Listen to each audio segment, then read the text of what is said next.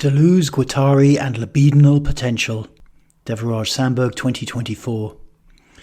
In their 1972 opus, Anti-Oedipus, French intellectuals Gilles Deleuze and Félix Guattari took a sledgehammer to the most cherished principle of classical psychology, accusing its founder, Sigmund Freud, of gross anthropocentrism and of Oedipalizing his notion of an unconscious mind.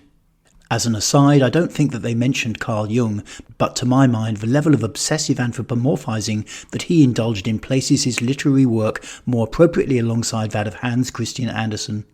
Just don't read Jung unless you have a pathological need to not get real. Anyway, Freud had correctly identified the existence of an unconscious mind, a heap of inner protocols driven by libido that will run our lives unless we become aware of them. Yet having made this excellent proposal, having taken 5 steps forward, he then proceeds to take 4 back again by claiming that this unconscious mind is essentially archetypal in nature and revolving around an Oedipus complex.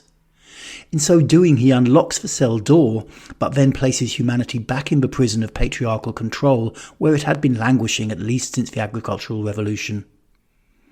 Deleuze and Guattari instead proposed a machinic unconscious. The notion that the substructure of human psychology is not archetypal, but rather a series of assemblages, small machines which have both function and desire.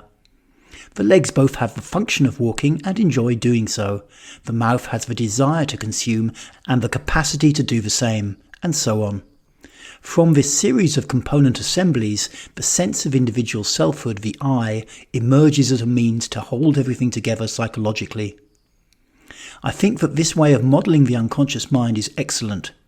Whilst radically non-anthropocentric, and thus a bit scary for someone who's been brought up to believe faithfully in anthropomorphism, it maps apparent reality very closely. It makes complete sense.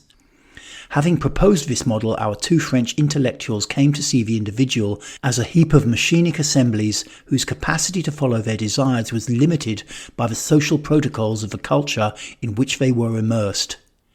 And that in order to set human nature free, we needed to dissolve those protocols in acts of deterritorialization, reclaiming our world back from the archetypal forces unto which we had allowed ourselves to become subjugated through our willingness to believe in anthropocentrism. They further proposed that capitalism was a mechanism that was achieving this end, because in order to expand its power, capitalism needed to constantly create new products for people to buy. And to facilitate this, it needs to encourage humans to adopt new identities. Capitalism thus needs to engender humans to exist in a constantly shifting sense of tribality, and in so doing, it progressively undermines the capacity of the existing hierarchical patriarchal power structure to exert control. They thus considered that, with the continued advancement of capitalism, humanity would one way or the other become progressively liberated. In their follow-up to Anti-Oedipus, 1000 Plateaus, or Mille Plateaux, 1980, Deleuze and Guattari seem to have somewhat walked back on a lot of the radicalism of their first volume.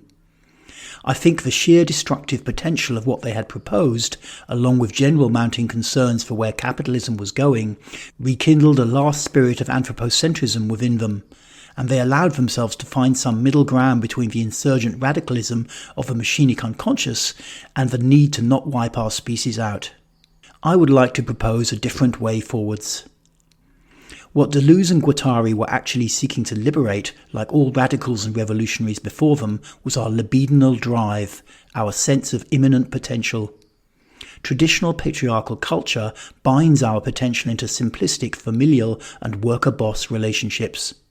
We get to expend our energy working for the man and trying to give our families what they expect of us. In so doing, we maintain the same patriarchal structures. Not only does the system fuck us over, it also uses our energy to maintain itself. Obviously, this is not great. Revolutionaries tend to assume that the political arena is where change needs to happen. By seeking to mobilize the proletariat, they hope that a workers' revolution will destroy the existing hierarchy and replace it with something better. Historically, when these types of revolution have happened, something better hasn't rocked up. Things have ended up worse. Stalin, Mao, Pol Pot. Yet revolutionaries, at least those who haven't actually experienced Marxism firsthand, still cling to it as a way forwards. I suspect that they need an idea to hold on to for fear that, should they let go, a total loss of agency will await them. It doesn't have to be like this. Our sense of libidinal potential, our feeling of personal energy, does not of its nature need to be freed up politically. That is not the only way forwards.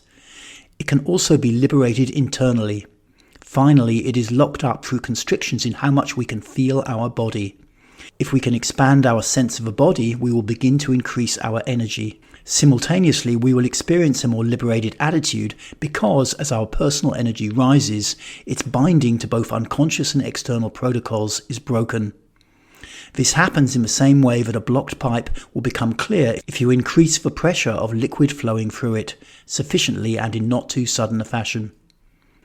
Seeking freedom from unnatural levels of control, we first tend to fight their external manifestation. Yet the real arena where freedom can be actualized is internal. It is bound up in both how we are perceiving our own identity and its relationship to constraining external forces, and in the physical manifestation of holding patterns and dead zones in our body fascia, interconnecting tissue, and musculature. By utilizing techniques to open up the fascia and muscles, we increase our sense of immanent libidinality, and by simultaneously opening our mind, we are progressively liberated internally.